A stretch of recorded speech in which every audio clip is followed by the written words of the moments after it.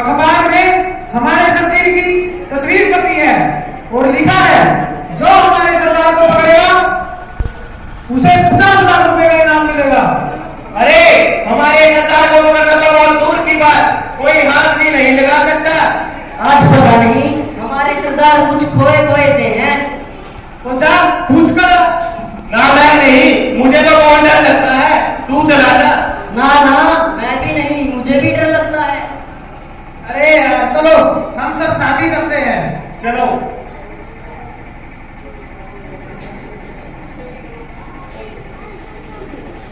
किस चिंता में डूबा सरदार, क्या दिल में तेरे छाया है, क्या विपदा आन पड़ी तेरे पर जो चेहरा यूं मुरझाया है। क्या बात सरदार, क्यों परेशान बैठे हो, क्या हमारी वफादारी पर कोई शक है। चाहे सूरज पश्चिम से निकल जाए या चांद का चांद भी मिट जाए, तुम सबकी वफादारी पर शक करूं ये कैसे हो पाए। नहीं नहीं साथियों, मुझे तुम सबकी वफादारी पर कोई शक नहीं है। मुझे पता है जहां भी मेरा पसीना गिरेगा वहां तुम सब अपना खून बहाओगे। मैं तो किसी और ही बात को लेकर सोच रहा था। तो सरदार वही पूछ रहे हैं, आप किस बात को लेकर सोच रहे थे। मैं सोच रहा था कितने दिन हो गए हमने डाका नहीं डाका, क्या हमारे इन हथियारों को यूं रखे रखे जंग नहीं लग जाएगा। डाका डाका टेक रे, डाके की लगा दूं झड़ी, इस सारी दुनिया को लूट लूं। आज क्या होगा तेरी, फिर बताइए सरदार कहाँ डाका डालना है। आप कहे तो पूरा पूरा गांव लूट लेते हैं। नहीं नहीं साथियों, हमें गरीबों का धन नहीं लूटना है, हमें तो कश्मीर के सेठों के यहाँ डाका डालना है जिन्होंने गरीबों का धन लूट लूट कर अपनी कोठियां भर रखी है। फिर कहाँ डालना है सरदार।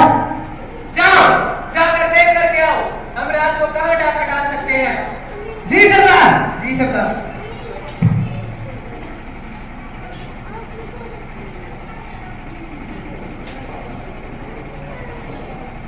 अरे भाई वो देख वो ईश्वर जान खड़ा, उसके घर चलते हैं। सुना है बहुत अमीर है और कंजूस भी है।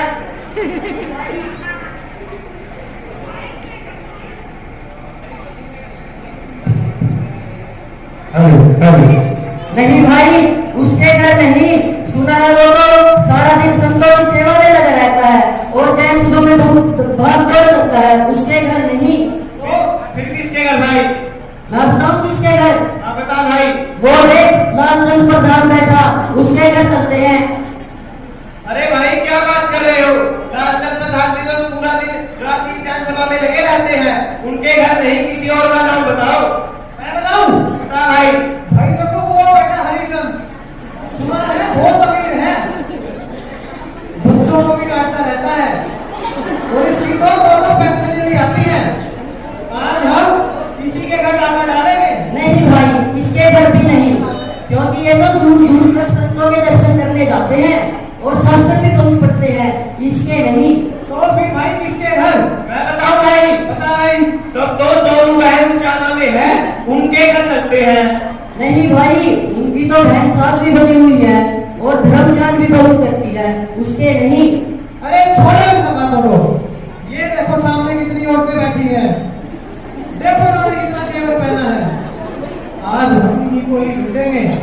ठीक है भाई, चल सरदार के पास चलते हैं। हाँ हाँ भाई चल सरदार के पास चलते हैं।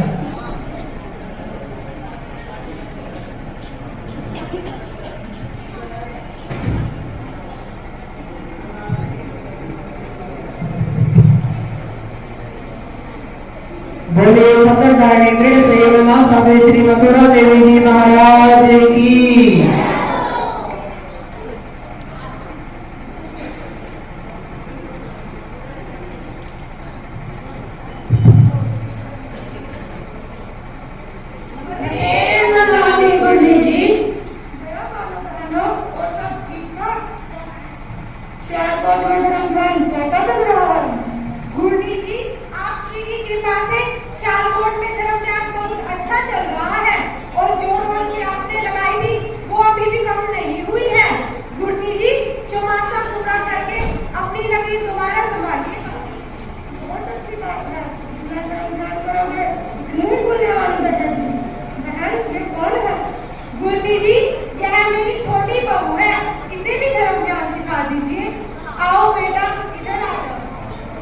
जी गुन्नी जी, मुझे भी समाई करना सिखा दीजिए। मैंने सुना है पिछले वर्ष आपने सियालकोट में बहुत रौनकें लगाई थी। आपने लोगों को बहुत धर्म ज्ञान सिखाया था। अब मैं भी आपकी शरण में हूँ। जी गुन्नी जी, आपकी कृपया से नवकार मंत्र आता है। जी गुन्नी जी।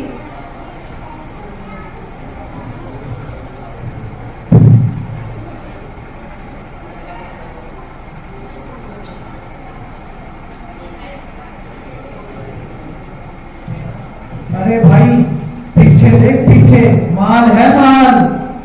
देख इन्होंने कितना आभूषण पहना है। आज हम इन्हें ही लूटेंगे। अरे भाई मेरी नजरें तो बहुत तेज हैं। अब चुप कर और सरदार के पास चल। अपना काम तो रात को ही शुरू होगा। हाँ हाँ भाई, सब सरदार को बताते हैं।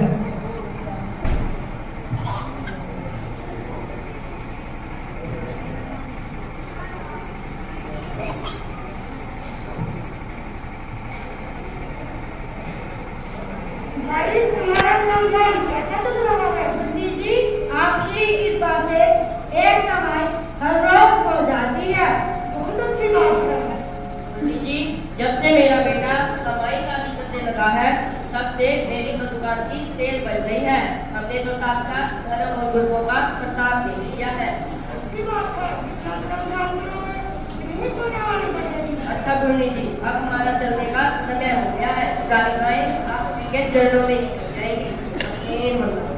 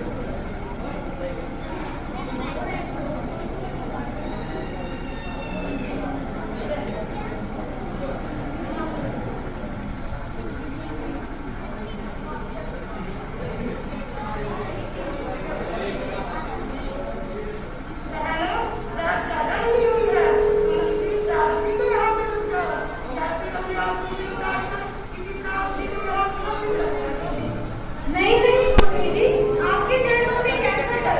यदि हम स्थानक में ही सुरक्षित नहीं रहेंगे तो और कहाँ रहेंगे। और आभूषणों का क्या है, वो तो श्यामल जी के घर से भी चोरी हो सकते हैं। अच्छी बात है।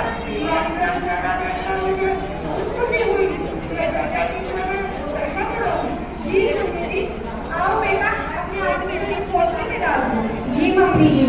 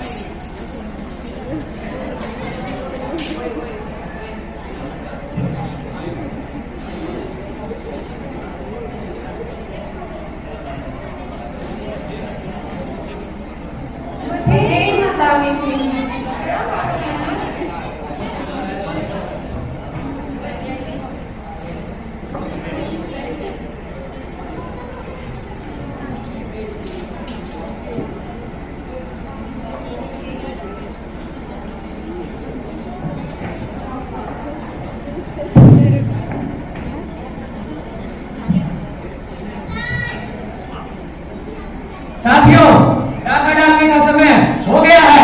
चलो चलते हैं। जी सरदार। जय भवानी, जय भवानी, जय भवानी, जय भवानी, जय भवानी, जय भवानी, जय भवानी, जय भवानी।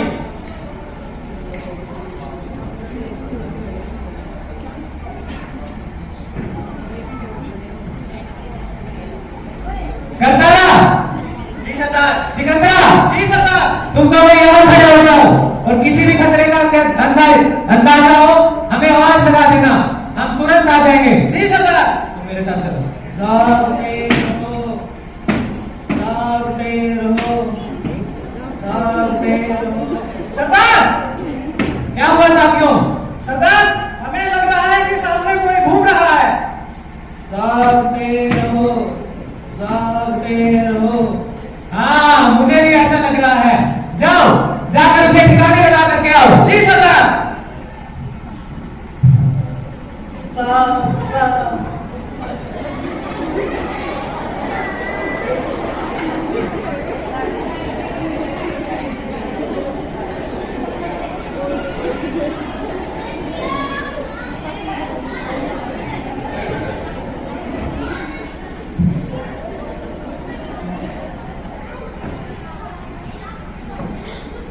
सरदार, वो देखिए सामने खिड़की खुली है।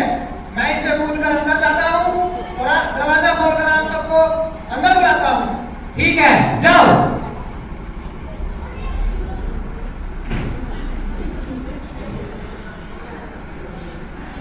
सरदार, अंदर आ जाओ। चलो साथियों।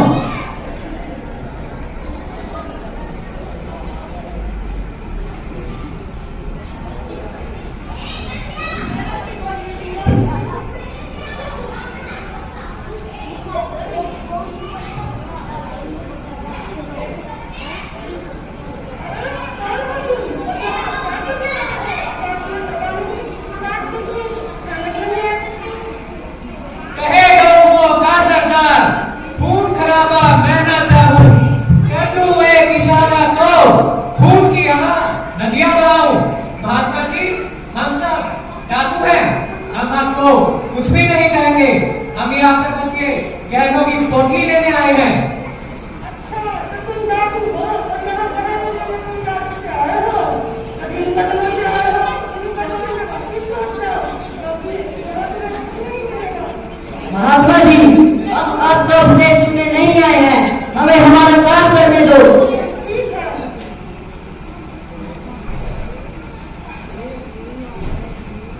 तुम गहने तो बैठ यहाँ से पीना भी नहीं देता। सरदार, ये रेखा हमें रोक पाएगी। सरदार, हमने तो बड़े बड़े पहाड़ों को पार कर दिया, तो ये रेखा क्या चीज है? तुम जाओ, जाकर वो पोटली उठा करके लाओ। नहीं, मैं नहीं, मुझे तो बहुत डर लगता है। तू चला जा। ना ना, मैं भी नहीं, मुझे भी डर लगता है। अरे छोड़ो, चलो सभी साथ ही चलते हैं। चलो।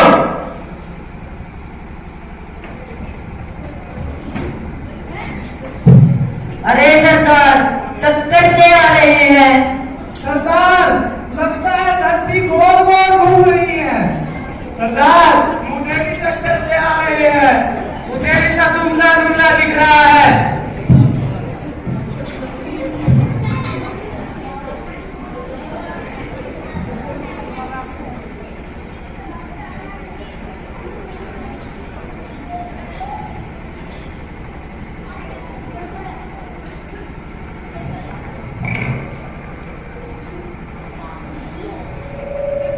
अरे मम्मी जी, ये कौन है?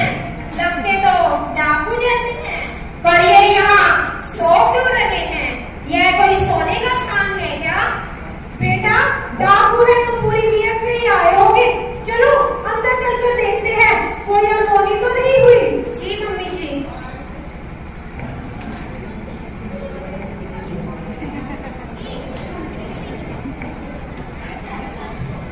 एक बंदा जी। मुन्नी जी, वो लोग कौन है जो बाहर खड़े हुए हैं? कौन लोग? आजकल तो देखते हैं।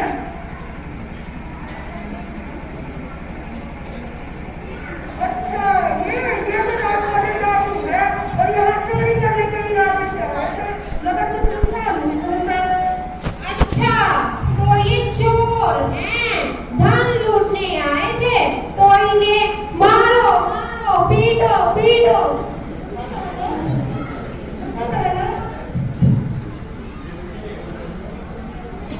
अरे, ये तो वही डाकू हैं जिनको पकड़ने पर सरकार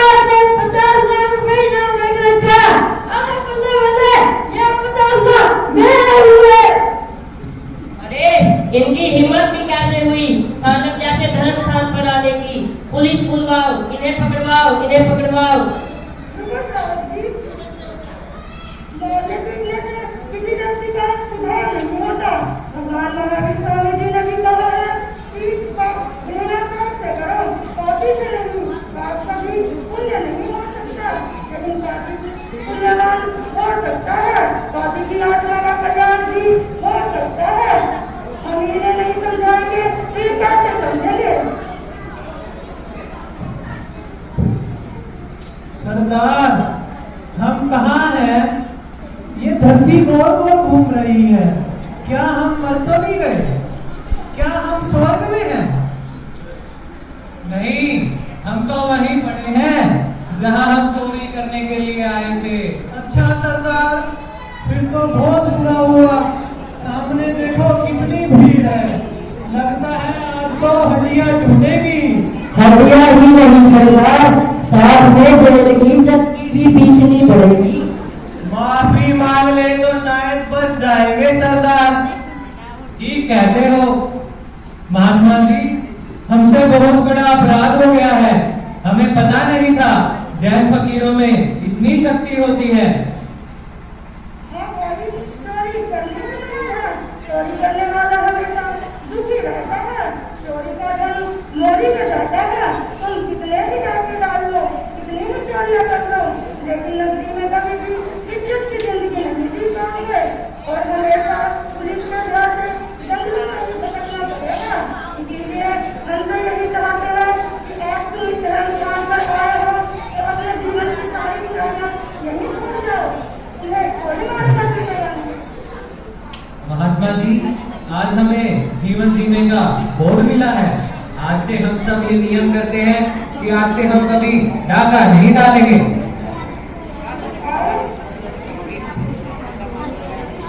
और मैं तुम सबका चोरी का क्या करवाती हूँ? कौन गौर से आनी? लो मंगल पाठ सुनो।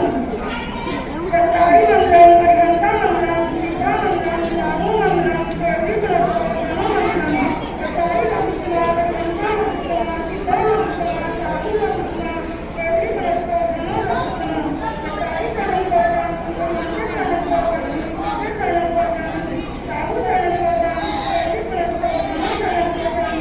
घंटा का शरण, सीधे का शरण, साधु का शरण, देवी प्रसाद का शरण। ये चार शरण करना, नमन करना, और न शरण कोई जो बोले करना, के पक्षा करना। मते चमत्कार, हम सब ठीक हो गए।